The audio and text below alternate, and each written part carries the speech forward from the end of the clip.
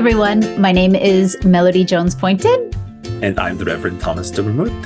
And we are excited to walk the Sunrise Road together today. The Sunrise Road podcast is a podcast with conversations that connect and weave hope into the fabric of our shared lives. Thank you for joining us. And here's this week's conversation. We are here today and so excited to welcome someone who has become my friend, which is still unbelievable to me, but someone who has provided inspiration and joy in my life, as well as insight, and that is Mary Pipher. She is a local Lincolnite, and she's an international best-selling and well-recognized author, including books like Reviving Ophelia, which was very important to me as I was trying to unpack what my teenage years were like, and also something here in our community, which is a really big deal, a book called The Middle of Everywhere, talking about trauma and resilience, and particularly for the refugee population, which is quite large here in Lincoln, Nebraska. And her latest book, A Life in Light, which offered memoirs from her own childhood and growing up years about just insights of what the role of hope and resiliency and what that looks like. So, Mary, thank you so much for joining us today. I am beyond delighted to have you with us. Thank you. I'm happy to be here. So we've been talking a little bit about hope, and we've had an opportunity to talk with Marianne McKibben-Dana about hope and what it is. How would you define hope? What is hope to Mary Pipher? Well, I think hope would probably be for me very similar, actually, to what it was for my mother and my grandmother, which is having something useful to do, just having a reason to wake up in the morning and sense that there's some way I can be useful. And it doesn't need to be a large way. It may be, for example, right now I have an older cousin who had a fall and is pretty banged up. And it may be just a sense of I'm able to call my cousin and give her some good conversation and comfort. The reason I say that is I think that it's very hard to imagine for me a life without meaning and purpose. I like to enjoy myself a great deal. I love to read. I have a lot of friends. I love to swim. I've just taken up pickleball. My husband's a musician. I go hear a lot of music. So it isn't as if I don't have a lot of fun, but I really think hope doesn't come from having a lot of fun. I think it comes from having a sense of purpose and a reason to wake up in the morning. And by the way, I think that's particularly true at this moment in time, because at least for me and for many of my friends, we have a kind of double consciousness right now, where on one hand, our own lives are going pretty well. We have, many of us are retired. We have time to do things we've always wanted to do. We pretty much spend our time in accordance with our values and priorities. But beyond that consciousness of a pleasant daily existence, there's this great big troubled world that's so frightening just outside of the house, in a sense. And so for having hope about the world, to me, there's only one way, and that is action. I feel like action is the antidote to despair, and that hope comes from doing actions that can allow us to feel hopeful. I wrote about this quite a bit in my environmental book, The Green Boat, that I formed an environmental group in 2010. And it was around the time KXL pipeline was planning to come through Nebraska and over our vulnerable sandhills. And at the time I formed this group, I formed it with a young man named Brad Kindler, who was at that time helping me with the garden and pruning trees and such. And he and I kept talking about the environment and how worried we were and how much we love the natural world. And finally, we decided to start this group. And We had really nice food, and we both invited some friends because I wanted it to be fun. I didn't think people would keep coming if it were just a dull meeting. So we had this group, and we talked about different things we might look into. And the first thing we decided on was the KXL pipeline, which then became, as you may remember, a giant project in our state, and we stopped it.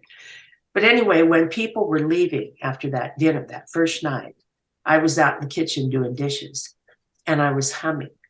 And I realized I haven't hummed in so long. And it was because I felt hopeful that having a group of people who thought like me come together to do some work had a really good effect on me. Another aspect of hope I might mention really has to do with happiness, which has to do with attitude, having a hopeful attitude, a positive attitude, looking for ways to be grateful, looking for things to appreciate and enjoy, and also having a set of skills and knowing how to stay focused on positive things and positive goals.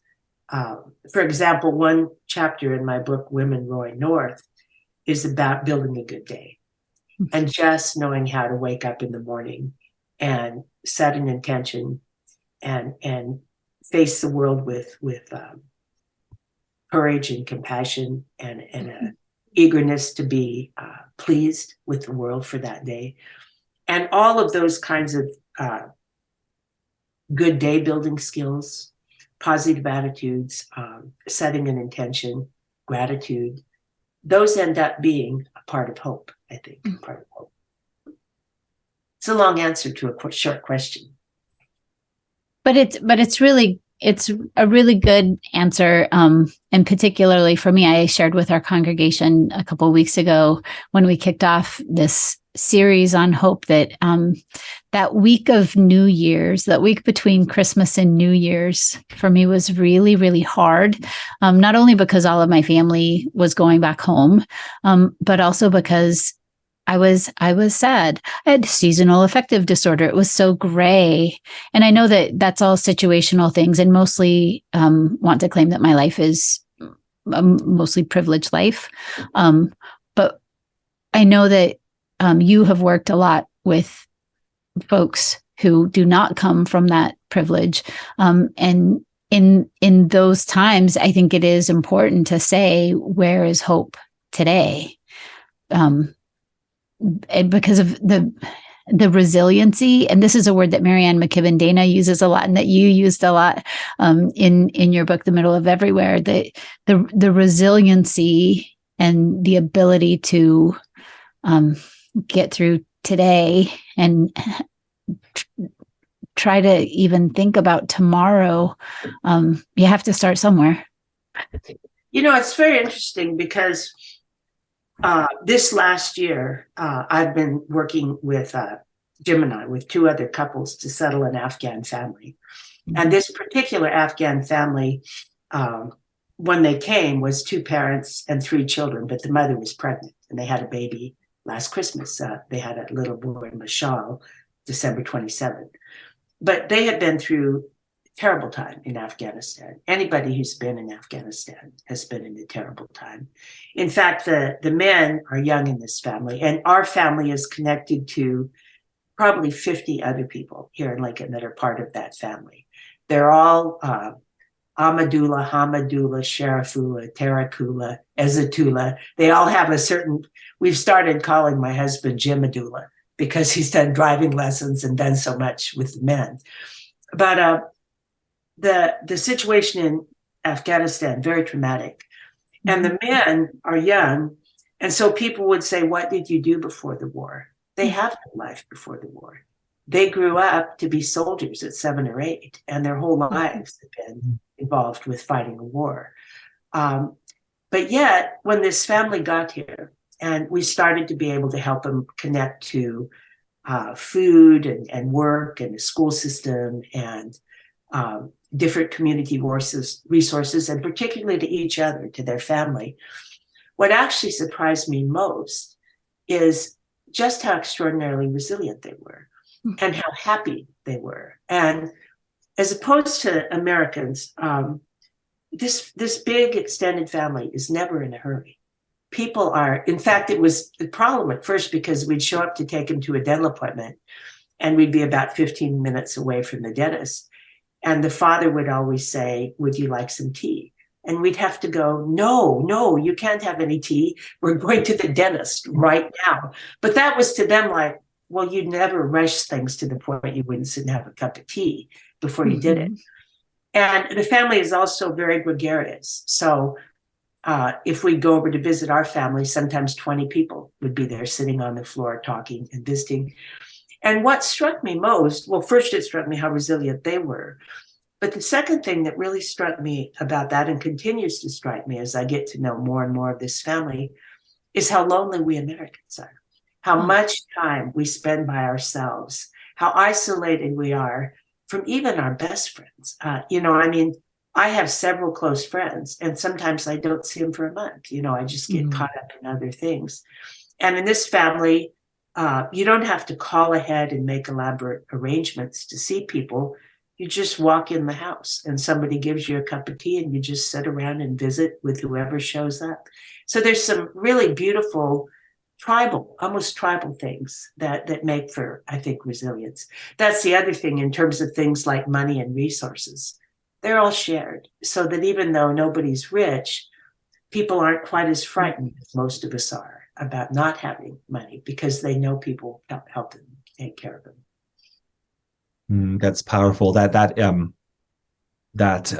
base level of connection that is there, and the sense that whatever is happening in my life, I am not the only person in it. There are people with me. That's a very powerful experience there. Yeah. Do you think you mentioned you mentioned this Afghan family who is relocated, and you would think by the experience of the war as their only life's experience to this point, you witness something comes up to life when they're in a different situation. Are there things that you notice? Are there practices that we can actively engage in to help in this process of rewiring or connect to a sense in ourselves where things are not overwhelmed by that reality? Well, first of all, it's very interesting with refugees and trauma. They generally don't want to talk about their trauma. They don't want to go see a therapist. They want to get a job and learn English and get a car and figure out how to get a driver's license and such. But I remember when I wrote Middle of Everywhere, I was dealing with a very traumatized group of African people from Sierra Leone. And their country was overtaken by rebels who, for example, at one point marched into Freetown using captives as shields and burned down the town and chopped off hands and feet, and just grisly, horrible situations. So the Africans that were in Lincoln did need some kind of healing and trauma work. But it wasn't what we think of in Western psychology as trauma work. When I ask them, I don't tell people what I think would help them. I ask them what they think would help them. And when I asked this group, what do you think would help you?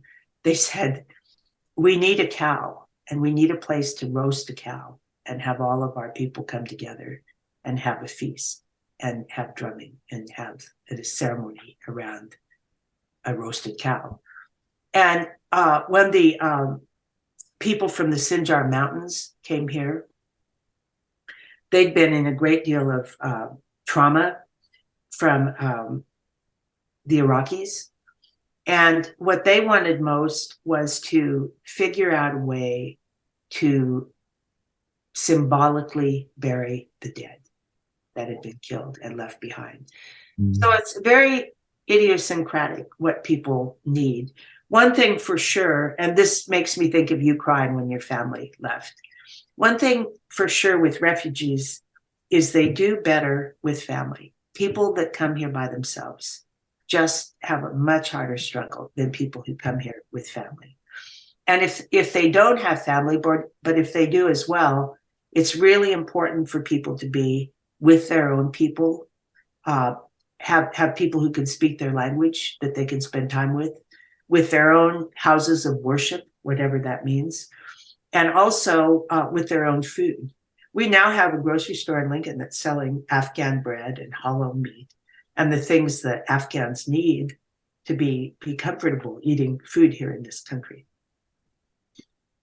Refugees are the most interesting people because so many times they've faced the worst things human beings could possibly face, and yet they survive it.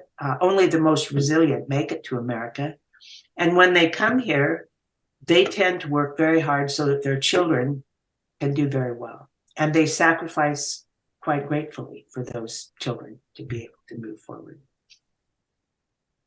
How do you think those effects, because I've read, I think, all of your books. And one of the things that I know that you've talked about a lot, whether it's the trauma, and I use that word hopefully all encompassingly, Yeah. Whether that's the trauma of growing up as a teenage girl and all of the things that are happening in the life of a teenager, whether that's aging and aging well and embracing where we are, or, reflecting back on your life and uncovering things that might be uncomfortable. Do you think that there's an effect in our bodies on how much hope we have? Do you think there's an interplay between our physical selves, and the health of our physical selves, and our psychological ability to hope? Well, first of all, and I'm sure both of you as pastors have experienced this, it's pretty hard to be hopeful if you're really ill. I mean, if you're in a lot of pain and can't move, it's harder. And partly because you can't do as much for other people in many cases as you would like to do. I think one of the things in terms of the body that's very important is a lot of people who come from troubled regions, have trauma, can't sleep. And sleep is an incredible factor. In fact, one way that people are tortured is kept awake. And I think people that don't sleep well eventually end up having a near psychotic state. But this business of flourishing in terms of health, it requires exactly what you would expect: exercise, rest, friendships, sense of purpose. And I think at one time I wouldn't have added this, but by now I would add a spiritual life, a belief in something larger than oneself and one's small circle of friends. I think spiritual life is a very important part of being mentally healthy. That's good news for us.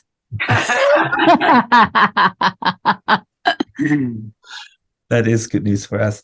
I get held up with a quote I read in Marianne McKibben-Data's book, where she talks about how different cultures deal with suffering differently. And she quotes Bessel van der Kolk, a trauma expert, who says that in Northern cultures, we maybe talk about suffering.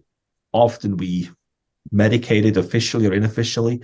And in more Southern culture, it often involves more the body, and it involves the moving the bodies together. And she points to Chinese who gather for qigong, and she mentions people in Brazil who do capoeira, not just to show off for tourists, but really as a way to physically engage what's going on in us. What would you, how would you advise us North Americans to get into practices to involve our bodies more in dealing with coping with adversities? Well, I think that's a very good point you make, that many cultures much more engage the body, and they also use the language of the body to talk about mental health. For example, in Middle of Everywhere, I was a cultural broker for some Kurdish women. And when they wanted to express the psychic pain of the many sad experiences they had, they would complain about pains in their body. And a lot of times when people first work with refugees, they're taking them to the doctor all the time because they don't understand that they're expressing pain through pain in the chest or through head pain, but the pain is much more psychic than we as Americans would realize. There's a lot of ways to help people get better without doing talking therapy or without talking. For example, a lot of the drumming and rituals in Native cultures and African cultures are extremely rhythmic and inspire a very strong social bonding and a kind of a mirroring and getting people's bodies in sync to a beat that's very healthy and so on. And there was some psychiatrist at the time he wrote this book. He was at Baylor. I don't know where he is right now. I've seen him speak. His name's Dr. Bruce Perry. And he wrote a book called The Man Who Was Raised as a Dog. And it was about a little boy whose mother died and he was given to an uncle to raise. And the uncle was himself not capable of thinking very well. So he didn't really know what to do with the boy. So he put him in a dog kennel and just kind of left him there and fed him and such. Well, when this boy was found, he was, of course, very developmentally delayed. But he went on to this unit that Dr. Bruce Perry had. It was also a unit where the Branch Davidian children were brought after the Texas, the FBI went in and rescued these children from this very bizarre religious cult. And Bruce Perry's ways of working with the children were all in the body. Like one of the people he hired was a large, soft woman whose job it was to rock children. And she just sat in a big rocking chair all day long, and children just came up and got on her lap, and she rocked them. And that rocking with their bodies held close to her chest actually did things like start to entrain their heartbeat with her heartbeat. One thing we know about neglected and abused children is they often have irregular heartbeats because their hearts never entrained with their mother's hearts. So there was a lot of rocking, there was dancing, there was clapping, a lot of rhythmic stuff to get body rhythms in a good sync. There was also a lot of massage and good touch. And one thing I would do now, I'm not practicing therapy anymore, but were I practicing therapy at this point in time, I would encourage my clients to see me maybe once a week, 3 times a month, and the other time go pay for a massage, because I think the massage work is so beautiful and good. So there's a lot of, when I think about it, there's just a lot of different ways that people use healing with the body to deal with trauma. And it's a lot of it is really, really beautiful, really good. Yoga, I think, has done that for many people. Yoga's done that. Huzzah for yoga. Yes. Yes. We have several yoga folks here in our community. But, as you were talking about that, I'm not really that sad of a person, but I do feel a sadness for what we've just gone through and the inability to do those things, the inability to, even gather together for yoga. And it is a couple years ago now that we saw that harsh in the pandemic, but even more and more talking about things. Last week I had occasion to meet with another Presbyterian pastor here in town whose spouse does dog therapy and is a canine behavioralist specialist, and was telling her that we got a puppy during the pandemic, and my poor puppy just barks at everybody who wants to give her love. And that's what canine specialists are seeing a lot in dogs, but it's also what we're seeing in some of our children and some of us who just have gone through this time of isolation.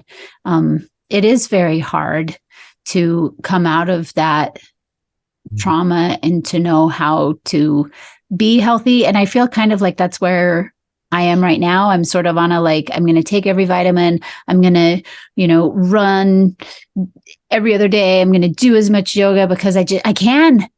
Yeah. I can. And the massages as well, like to be able to do that, and go see a massage therapist, because for a couple years you couldn't. And that idea of positive touch and positive interaction, I so totally important. agree. Like, I'm a great hugger. I love to hug people. And at this point, having lived in Lincoln 50 years, a lot of the people I can walk into a room and give 15 people a hug without, just thinking about it. They're just all there and they're my friends for a long time. And I felt really kind of physically deprived during the years of COVID, of just being able to hug people and touch people. I think that COVID was much harder on us psychologically than has been discussed, and socially. I mean, for example, I know so many older people who went really 2 years without seeing newborn babies and grandchildren, people they really wanted to see. And young people who in another world would have been out playing with their friends, hanging out at their friends' houses, who were home in their bedrooms with a Game Boy or a computer doing something. And I don't think that people have settled back into their pre-COVID levels of interaction. I think a lot of people got used to staying at home, being alone, having a lot more personal space, and that in some ways humans are wired to always do the easiest thing. And being alone in your own personal space in some ways is the easiest thing. It takes energy to go out and deal with other people. And so I think that I just noticed this, that the level of engagement of so many people is different now than it was before COVID. And I hope it comes back. Comes back.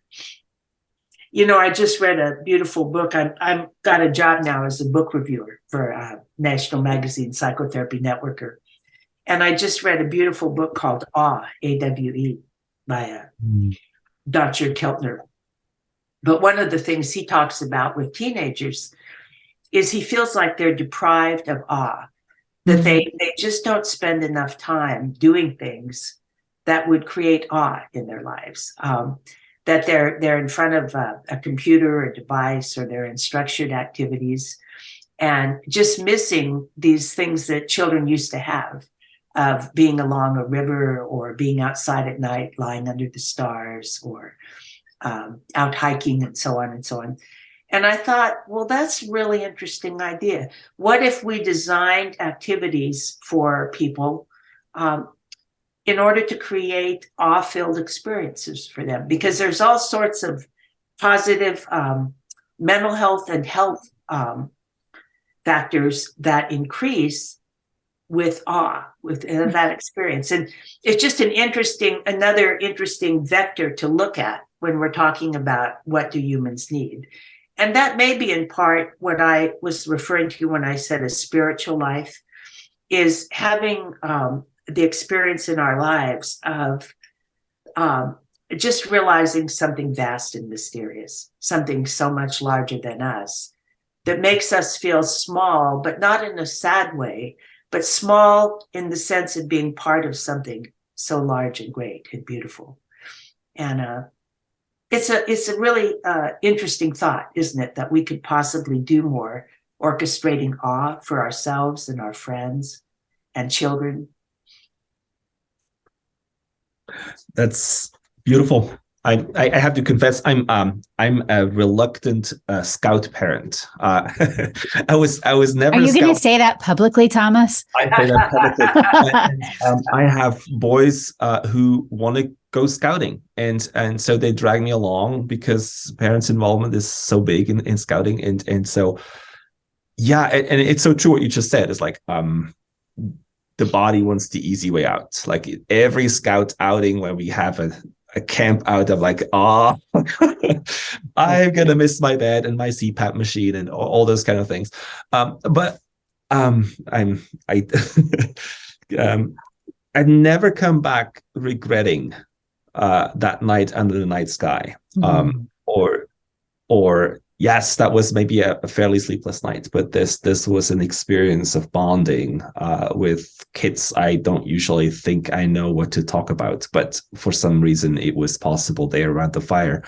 And it's shared experiences that build something within us. So that's something what I hear too is not just the physical part, but it's also the outside world.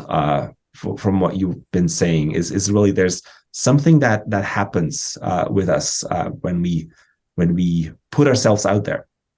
Absolutely. Well, I know for me, one of my stress management skills is just go take a walk, and taking a walk. And one of Keltner's experiments was very interesting. He went into a assisted living facility and divided people over 75 into two groups. And in one group, he asked them to take a vigorous walk for half an hour every day. And then he took measurements of various things, their blood pressure, their ratings of happiness, etc. And in the other group, he asked them to take an awe walk. Awe walk is what he called it. And basically, they were to look for things that were beautiful, to pay attention to big sky, to big trees, but also to very tiny, delicate things that were beautiful, and to just do their best to find experiences that gave them a sense of beauty and appreciation for the natural world. And that group, first of all, when they came back from their walks, reported being much happier, and their blood pressure was much lower. But secondly, 3 months later, we're still reporting being much happier. And it may be they continued these walks after the experiment was over, or it may be that the effects were really strong from the walk, even though it was some time earlier. But I think about that. I'm going to a Buddhist Sangha, and we often do meditation, walking meditation. And in a sense, that is a walk, because it's a mindfulness of breathing, mindfulness of every step, mindfulness of everything around us as we walk. And that mindfulness and presence, especially if you're lucky enough you can be outdoors, just almost always creates a beautiful experience, I think it's great that you're going out camping with these boys. I think it's wonderful.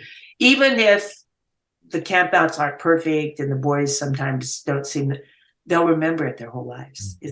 That's one thing we all remember our whole lives is times outdoors. We remember those times.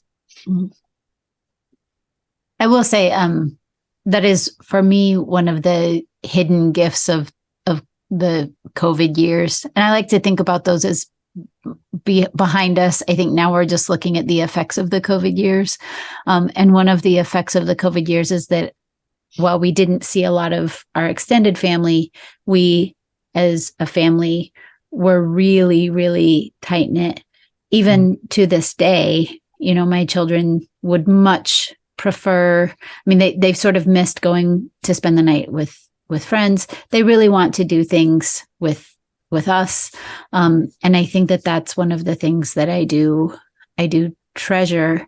But I'm not as willing to go camping with my kids. I do miss my bed. It was just horrible. But finding those opportunities for like the other night here in Lincoln, there was a beautiful, I guess, or all around the world, probably there was a beautiful full moon, and it was beautiful. And not to plug our own particular theology, but one of the things I enjoy about being a Reformed Christian and a Presbyterian is that we start with the beauty of creation as the primary revelation of God. Absolutely. That this is a divine creation. And I tell my kids all the time, God is so funny. All you have to do is look at the Okapi. Like God has this crazy imagination, because this is really an awesome and awe-filling world, and connecting to that. I think that it does give me hope. It is why I enjoy yoga, and why I need to get back into yoga. But I don't think camping out is a prerequisite for being a good parent. I really don't. I think you can relax about that. Well, Mary, if you told me to do it, I would try it, but I'm kind of. But I think you're doing. You're speaking about how beautiful creation is, Mm-hmm. and you're observing the full moon with your boys, hopefully sometimes. Mm-hmm. And bird watching is a wonderful way to observe creation.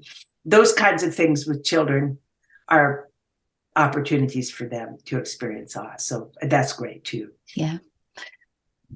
Well, I'm inspired, Mary. This is wonderful. I'm inspired to do some more all walking, and not just, even though it's that too, there's stupid walks for my stupid mental health, as I call them. But that lens for the awe, I think this is a wonderful invitation, and thank you for sharing that with us today. Yeah. Well, one of the beliefs I have is we tend to find what we're looking for, and if we're looking for example, opportunities to be kind, we can find them all around us. If we're looking for opportunities to be grateful, we can find them all around us. And if we're looking for opportunities for joy and wonder, or for humor, whatever it is, we can find it. And so a lot of I think what determines personal happiness is just this kind of attitudinal set of what is it I'm looking for as I move around the world. And I'm sure you've both met. I've met people who they're never happy. I mean, they're never happy. And sadly, it's a matter of an attitudinal set. They're looking for things that aren't working right, which we can always find too. But they've got, in a sense, they've got their focus or their intention set in a way that is designed to create for them unhappiness. And when I was a therapist, that was one of the things I worked on pretty hard with people, was figuring out ways to give them assignments that would help them set their intention for seeing beautiful and positive things in the world. Well, I think I say this every time that we have the opportunity to share your latest book or your latest wisdoms, is that it's just I'm so thankful for you. I'm so thankful for the wisdom that you share and for the impact that you've had on my personal life, but also knowing just all of the many folks who have benefited from your wisdom and figuring out what we're doing and how to cope with what's happening in our world. So thank you so much for taking the time, for meeting Thomas and sharing with Thomas, because I think he's inadvertently he's missed every time that you've been here with us. He's either had a baby or been on sabbatical or just been out of town for the weekend or whatever. So I'm glad that you all were able to connect, because I think you're both pretty fabulous. So thank you. Well, I had a really good time, and I wish you both all the best on your podcast. I think it's going to be great based on how I felt today when we were being interviewed. So thank you very much. Yeah. Thank you so much. Thank you so much. Thank you for listening to this episode of the Sunrise Road podcast. Our podcast is hosted by me, Thomas Dummermuth. And me, Melody Jones Poynton. And it is edited by Vince Rule. The Sunrise Road podcast is a ministry of Eastridge Presbyterian Church. Please like and subscribe and leave a review.